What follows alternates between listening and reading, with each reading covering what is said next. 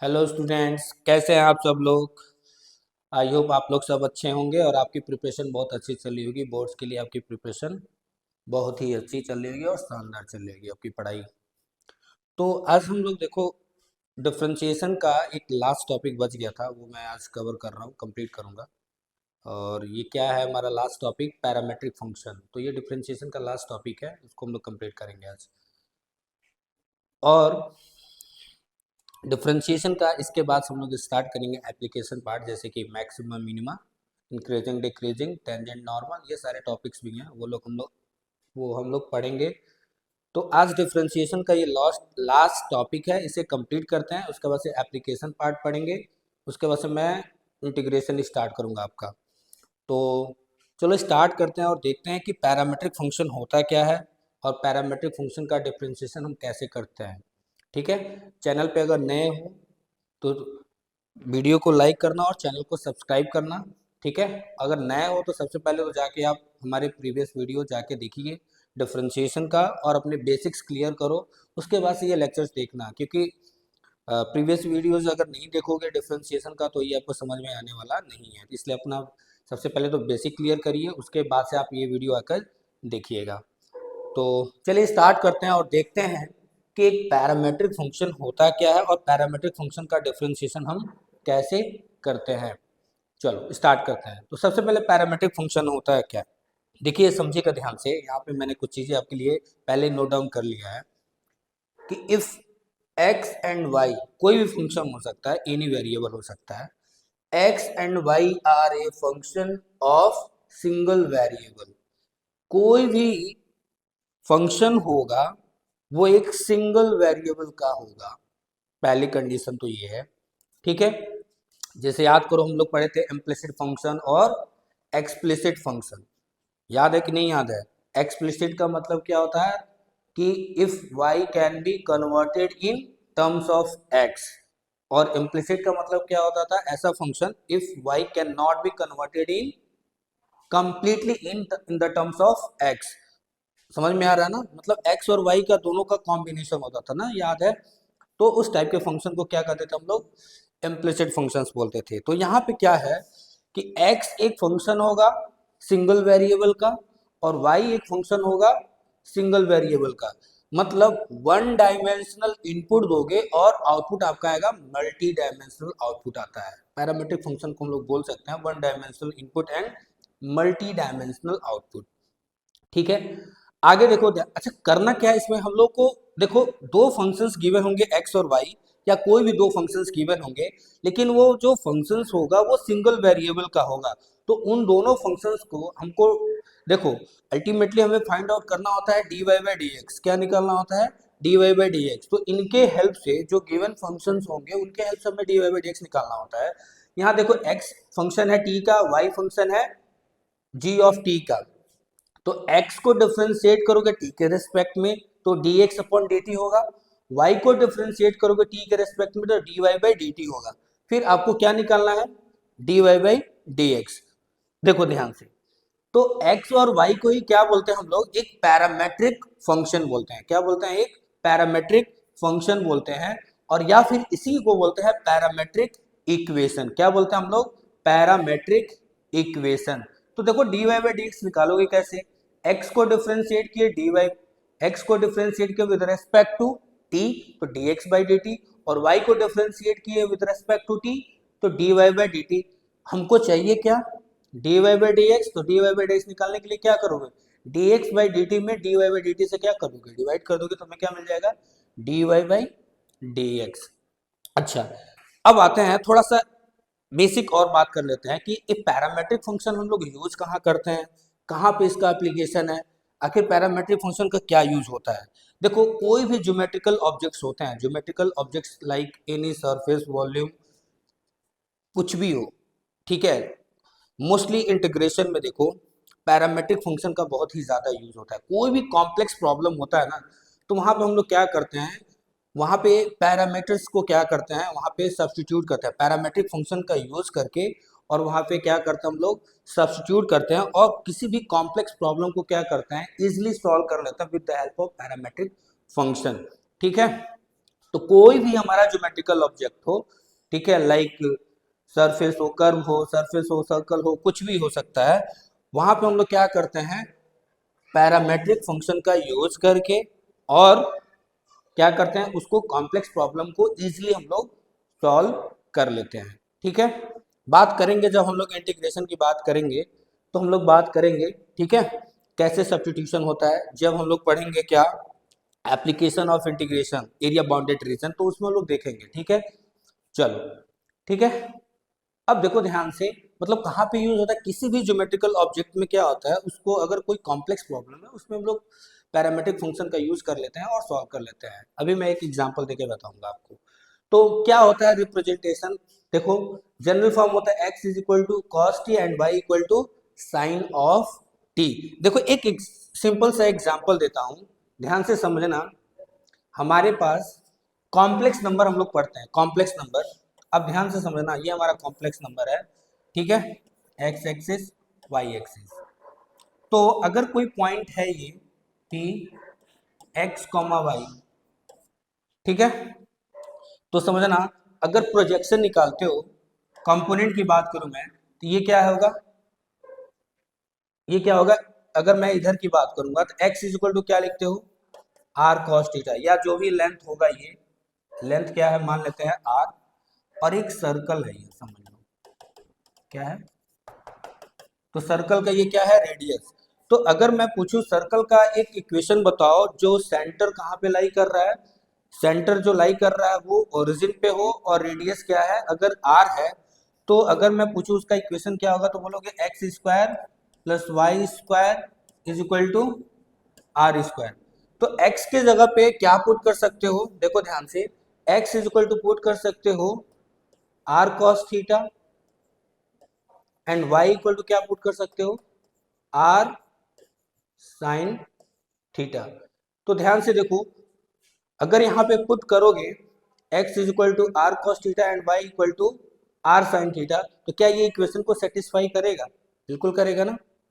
देखो ध्यान से, ठीक है, तो एक पैरामेट्रिक फंक्शन ये क्या होता है, इसी का यूज करते हैं हम लोग, सर्कल में यूज करते हैं हम लोग, x is equal to r cos theta and y equal to r sine theta. अगर अगर रेडियस एक यूनिट सर्किल है, यूनिट सर्किल का मतलब रेडियस की वैल्यू क्या हो जाएगी, 1। अगर रेडियस की वैल्यू 1 हो जाएगा, तो जो आपने ये देखा x is equal to cos theta cos t and y equal to sine t, तो ये इसी के फॉर्म में है, क्लियर है, ये इसी के फॉर्म में है, बस रेडियस क्या है वहां पे, यूनिट, क्या है, यूनिट।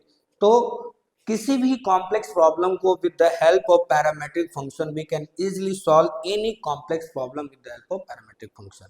ठीक है, आई होप आपको क्लियर होगा। चलो, इसमें बहुत सारी चीजें होती हैं, बहुत सारी चीजें डिस्कस कर सकता हूं मैं, बट यहाँ पे मैं आपको सिर्फ और सिर्फ क्या बताने के लिए आया हूँ, मैं आपको ये बताने के लिए आया हूँ कि पैरामेट्रिक फंक्शन होता क्या है और पैरामेट्रिक फंक्शन का डिफरेंशिएशन कैसे निकालते हैं, दैट्स ऑल। ठीक है, आगे डिस्कस करें। चलो अब देखते हैं, कुछ प्रॉब्लम्स मैंने लिखे हैं, जल्दी जल्दी से उसको क्वेश्चंस को सॉल्व करते हैं, ध्यान से समझना। देखो हमारे पास क्वेश्चन क्या है, x इज इक्वल टू, तो चलिए हमारे पास क्वेश्चन है, देखो अब क्वेश्चन स्टार्ट करते हैं, और बहुत ही बेसिक क्वेश्चन है, चलिए सॉल्व करते हैं। क्या हमें निकालना है, d y by d x, x किसका फंक्शन है, t का, y किसका फंक्शन है, t का, डिफ्रेंशिएट करोगे तो क्या लिखोगे बताओ, चलिए बताइए, dx अपॉन dt क्या हो जाएगा बताओ, टी स्क्वायर, ये तो कांस्टेंट है, टी स्क्वायर का डिफरेंशिएशन क्या होगा बताओ, 2t, तो 2 times of a and t, और y किसका फंक्शन है, t का, तो dy बाई क्या लिखोगे, dt, तो क्या हो जाएगा 2 times of a। dy by dx निकालने के लिए क्या करोगे बताओ, dy बाई dx अगर निकालना हो, मैं एक बार आपको बताऊंगा प्रोसेस, उसके बाद से डायरेक्टली करूंगा, डिवाइड कर दोगे किसमें, dy बाई dt में, डिवाइड कर दोगे किससे, dx अपॉन dt से, तो बताओ क्या मिलेगा, 2a divided upon 2a t, 2a से 2a कैंसिल हो जाएगा, आंसर क्या आ जाएगा 1/t। तो ये मैं बार बार नहीं लिखूंगा, ये आपको समझना होगा, ठीक है, ये आपको बार बार समझना होगा, dy बाई dt वाला जो टर्म होगा उसमें dx बाई dt वाले टर्म से क्या करना है, डिवाइड करना है, ये आपको एग्जाम में लिखना है, शॉर्टकट नहीं अप्लाई करना है, ये नहीं कि मैं अगर लिखूंगा तो आप भी लिखोगे, ठीक है, ऐसे लिखा जाता है एग्जाम में और ऐसे आपका आंसर आता है। चलो नेक्स्ट क्वेश्चन डिस्कस करते हैं, बहुत ही आसान क्वेश्चन है। चलो बताओ, x is a function of theta, तो क्या निकालोगे, dx अपॉन डी थीटा, क्या हो जाएगा बताओ, a थीटा का डिफरेंशिएशन 1 एंड साइन थीटा का cos थीटा। चलो इधर बताओ, dy बाई, ये बताओ क्या होगा, y dy by D theta, dy by D theta क्या हो जाएगा, a, ध्यान से समझिएगा, 1 का 0 माइनस कॉस थीटा है, तो क्या हो जाएगा, कॉस थीटा का माइनस साइन थीटा होता है, तो बताओ ये क्या हो जाएगा, प्लस का साइन थीटा। तो यहाँ पे क्या मिलेगा, थोड़ा देखो, ए साइन थीटा मिलेगा, क्या मिलेगा, ए साइन थीटा। तो ए साइन थीटा हो गया। अब क्या करोगे बताओ, फिर वही बात अभी मैंने बताया, d y by d x निकालना है, क्या निकालना है, d y by d x. मैं डायरेक्टली डिवाइड करता हूँ, इस वाले टर्म में इस वाले टर्म को क्या कर दो, डिवाइड कर दो, तो लिखो ए sine theta upon A bracket में 1 प्लस कॉस थीटा, ये क्या हो जाएगा, कैंसिल, ऊपर क्या है, साइन थीटा। चलो कॉस थीटा को फॉर्मूला यूज करो और इसको रिप्लेस करो, कॉस थीटा के जगह पे क्या रखोगे, ये 1 क्या हो जाए, वहां से हट जाए, कॉस थीटा का फॉर्मूला क्या होता है, देखो हाफ एंगल है, तो 2 cos square theta by 2 minus 1, तो माइनस 1 और प्लस 1 क्या हो जाएगा, कैंसिल हो जाएगा, तो ये क्या लिखोगे, 2 times of cos square theta by 2, सही है। अब क्या करोगे बताओ, इस साइन थीटा को क्या लिख सकते हो, 2 times of sine theta by 2 into cos theta by 2, half angle है तो, and 2 times of cos square theta by 2, cos theta by से कॉस थीटा बाई 2 कैंसिल होगा, एक बचेगा, 2 से 2 कैंसिल, क्या बचेगा बताओ, sine theta by 2 cos theta by 2 क्या हो जाएगा, टेन थीटा बाई 2, ये रहा आपका आंसर।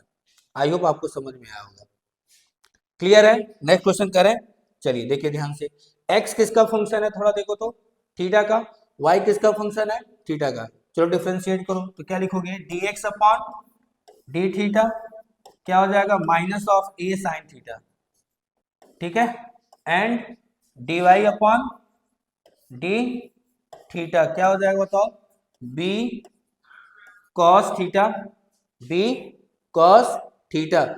चलो डिवाइड करो, dy बाई डी एक्स निकालो, dy बाई डी एक्स अगर निकालोगे तो क्या हो जाएगा, इसको डिवाइड करते हैं ना, इसमें डिवाइड करते हैं उसको, तो क्या होगा, b cos थीटा को डिवाइड कर दो किससे, माइनस का a साइन थीटा से, तो क्या मिलेगा बाबू, माइनस का b upon a cos theta by sine theta क्या होता है, cot ऑफ थीटा, ये रहा हमारा आंसर।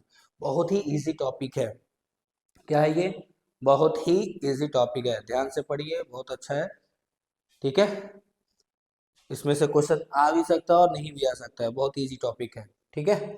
चलो नेक्स्ट देखते हैं, x इज इक्वल टू क्या लिखा हुआ है, थोड़ा ध्यान से समझिएगा, ये क्वेश्चन देखो, x इज इक्वल टू लिखा है e की पावर t प्लस e की power minus T divided by 2, इसका डिफरेंशिएशन करो, तो x किसका फंक्शन है, t का, एक एक्सपोनेंशियल फंक्शन है, लेकिन ध्यान से समझो, dx अपॉन क्या लिखोगे, dt, ये तो 2 कांस्टेंट है तो इसको बाहर रखो, e की पावर t का डिफरेंशिएशन क्या होगा, e की पावर t, और e की पावर माइनस टी का डिफरेंशिएशन क्या होता है, माइनस आएगा बाहर, और e की power minus T and divided by 2, clear है, ध्यान से समझो।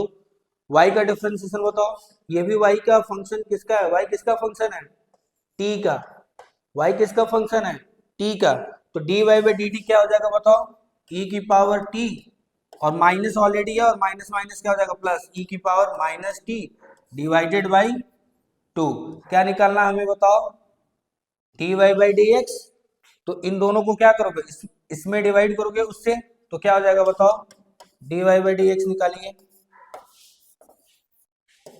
dy बाई डी एक्स निकालने के लिए क्या करोगे, डिवाइड करो उसमें इससे, तो क्या लिखोगे, e की power t minus plus e की power minus T divided by 2, ठीक है, और इसमें डिवाइड करना है किससे बताओ, डिवाइड कर दो किससे, e की power t minus of e की पावर t डिवाइडेड बाई 2, तो 2 से 2 कैंसिल हो जाएगा, और क्या बचेगा बताइए, क्या बचेगा बताओ, e की पावर t प्लस e की power minus T divided upon e की power t minus of e की पावर माइनस टी। तो ये रहा मेरा आंसर। बहुत ही इजी होता है, देखो ध्यान से। क्लियर है? क्लियर है आप सबको? आगे बढ़े, चलो आगे एक क्वेश्चन और है, करते हैं लास्ट क्वेश्चन करते हैं और देखते हैं इसको कैसे सॉल्व करेंगे। ध्यान से समझो, यहाँ पे देखो x इज इक्वल टू क्या लिखा है, square root of a to the power a raise to the power sine inverse t and y equal to square root of a raise to the power cos inverse t. बहुत ही important question है। सबसे पहले तो root को हटाओ। Root हटाओगे कैसे बताओ, क्या प्रोसेस होगा, स्क्वायर कर दो बोथ साइड, इसका स्क्वायर कर दिया हमने, तो एक्स स्क्वायर इक्वल टू क्या हो जाएगा बताओ, a raise to the power sine inverse t and y square अगर करोगे तो क्या मिलेगा, a raise to the power cos inverse t. Clear है? अब ध्यान से समझो, हमें निकालना क्या है, d y by d x. इन दोनों का अगर मैं मल्टीप्लाई कर दूं, ध्यान से समझना, इस क्वेश्चन को दो मेथड से बताऊंगा। पहला एक मेथड सीख लीजिए, ठीक है, और दूसरा मेथड आप खुद से ट्राई करना। वही नॉर्मल एक्स को डिफ्रेंशिएट करना टी के रेस्पेक्ट में, वाई को डिफ्रेंशिएट करना टी के रेस्पेक्ट में, फिर d y by d x निकालने के लिए इसमें क्या करोगे, इससे डिवाइड कर दो, आंसर आ जाएगा। लेकिन मैं आपको उससे इजी प्रोसेस बता रहा हूँ, सबसे आसान तरीका है। ये क्वेश्चन बहुत ही लेंथी तरीके से कराया जाता है, बट इस मेथड से आपको मतलब बहुत ही जल्दी आप कर लोगे। उसको करोगे 5 मिनट, तो इसको करोगे मुश्किल से 1 से 2 मिनट में लग जाएगा, हो जाएगा। अब देखो, जैसे मल्टीप्लाई करोगे एक्स स्क्वायर और वाई स्क्वायर का, तो देखो क्या लिखा हुआ है, a raise to the power क्या लिखा हुआ है, ध्यान से समझिएगा, sine inverse t into a raise to the power क्या लिखा हुआ है, कॉस इनवर्स टी। अब ध्यान से समझिएगा, अगर बेस सेम होता है तो पावर क्या होता है बाबू, चलो बताइए, अगर बेस सेम होता है तो पावर ऐड हो जाएगा, तो ऐड कर दो, तो a raise to the power sine inverse t plus cos inverse t. अब यहाँ पे इंटरेस्टिंग चीज है, कितने लोगों को इनवर्स की प्रॉपर्टी याद है? अगर इनवर्स की प्रॉपर्टी याद है तभी ये क्वेश्चन लगेगा, नहीं तो नहीं लगेगा। चलो बताओ कितने लोगों को याद है, दिमाग लगाओ, ईमानदारी से बताओ कितने लोगों को ये प्रॉपर्टी याद है। इफ आपके पास एक प्रॉपर्टी होती है sine inverse t plus cos inverse t is equal to क्या होता है, ध्यान से समझना, यहाँ पे दोनों सेम होना चाहिए एंगल। तो ये वेरिएबल जो भी होगा वो सेम, अगर x है तो x, t है तो t, जो भी हो सेम होना चाहिए, तब उसकी प्रॉपर्टी क्या होती है, डायरेक्टली पाई/2। और ये पाई/2 आया कैसे, बहुत ही इंपॉर्टेंट है, इसका डेरिवेशन होता है। जब मैं आपको इनवर्स रिवाइज कराऊंगा तो मैं आपको बताऊंगा कैसे आता है पाई/2। अगर आपको पता है तो कमेंट बॉक्स में जरूर बताना कैसे होता है। तो इसकी वैल्यू क्या लिख सकते हो, डायरेक्टली बताओ बाबू, ए रेस टू दी पावर पाई/2 और ए रेस टू दी पावर पाई/2। देखो ध्यान से, यहाँ तक क्लियर है आप लोगों को, कोई डाउट तो नहीं है? क्लियर है? यहाँ तक क्लियर है? ध्यान से देख लीजिए, कोई डाउट नहीं है ना? कोई डाउट होगा तो आप कमेंट बॉक्स में मुझसे पूछ सकते हो। अब चलो आगे डिफ्रेंशिएशन करते हैं इसका। ये किसके इक्वल है, x square into y square के। तो अब डिफ्रेंशिएट करो किसके रिस्पेक्ट में, किसके रिस्पेक्ट में, एक्स के रिस्पेक्ट में डिफ्रेंशिएट करो। तो प्रोडक्ट रूल लगाओ। ये क्या है बाबू, एक नंबर है और उसके ऊपर भी क्या है, जो पावर में है वो भी तो एक कांस्टेंट ही है पाई/2, तो कांस्टेंट का डिफरेंशिएशन तो जीरो ही होने वाला है। इधर बताइए क्या होगा डिफरेंशिएशन, अगर वाई स्क्वायर को मैं बाहर कर दूं तो एक्स स्क्वायर का डिफरेंशिएशन क्या होगा, 2x प्लस, अब एक्स स्क्वायर को अगर मैं बाहर कर दूं तो वाई स्क्वायर का डिफरेंशिएशन 2y तो होगा ही होगा। बट चेन रूल क्या बोलता है, y का डिफरेंशिएशन अगर करोगे तो dy by d x extra आता है ना कॉफिशिएंट, तो यहाँ पे लिखो dy by d x is equal to, both side करना था डिफरेंशिएशन, तो ये कांस्टेंट है, कांस्टेंट का डिफरेंशिएशन क्या हो जाएगा, शून्य। क्या हो जाएगा, शून्य, जीरो।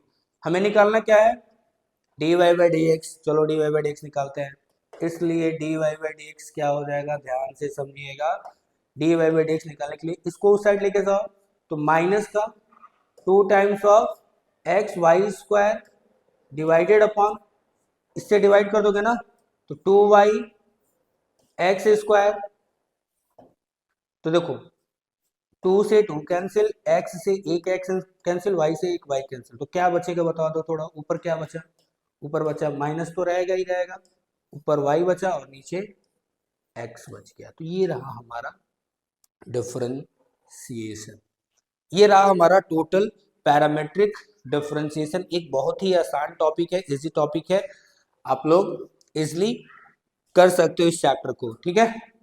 तो हमारा डिफरेंशिएशन यहाँ तक फिनिश होता है, और इसके बाद से एक टॉपिक है जिसका है डिफरेंशिएशन ऑफ डिटर्मिनेंट। डिटर्मिनेंट का डिफरेंशिएशन हम कैसे करते हैं वो हम लोग आपके कोर्स में नहीं है तो हम डिस्कस नहीं करेंगे, ठीक है। बट अगर आपको नीड है, अगर आपको सीखना है तो आप मेरे को कमेंट बॉक्स में बताइएगा, मैं आपको वो भी मैं आपको सिखा दूंगा कि हाँ किसी भी डिटर्मिनेंट का कैसे डिफरेंशिएशन करते हैं। तो डिटर्मिनेंट का यहाँ पे चैप्टर कंप्लीट हुआ। इसके बाद से हम लोग पढ़ेंगे डिफरेंशिएशन का, हम लोग इसके बाद से हम लोग क्या पढ़ेंगे, एप्लीकेशन पार्ट पढ़ेंगे, ठीक है। ये डिफरेंशिएशन का यहाँ पे चैप्टर कंप्लीट होता है। इसके बाद से हम लोग एप्लीकेशन पार्ट पढ़ेंगे, maximum minima, increasing decreasing, tangent normal, ये सारी चीजें हम लोग पढ़ेंगे, ठीक है। चलिए ठीक है, अब नेक्स्ट लेक्चर में स्टार्ट करेंगे नए टॉपिक के साथ। तब तक के लिए धन्यवाद, और चैनल को जरूर सब्सक्राइब कर लीजिएगा क्योंकि ये आप लोगों के लिए ही वीडियो बनाया जा रहा है, बहुत मेहनत किया जाता है, एक एक वीडियो को शूट किया जाता है। तो चैनल को सब्सक्राइब कर लीजिए और अच्छे से पढ़ाई करो, बोर्ड आपका नज़दीक है। चलो मिलते हैं नेक्स्ट वीडियो में, तब तक के लिए धन्यवाद।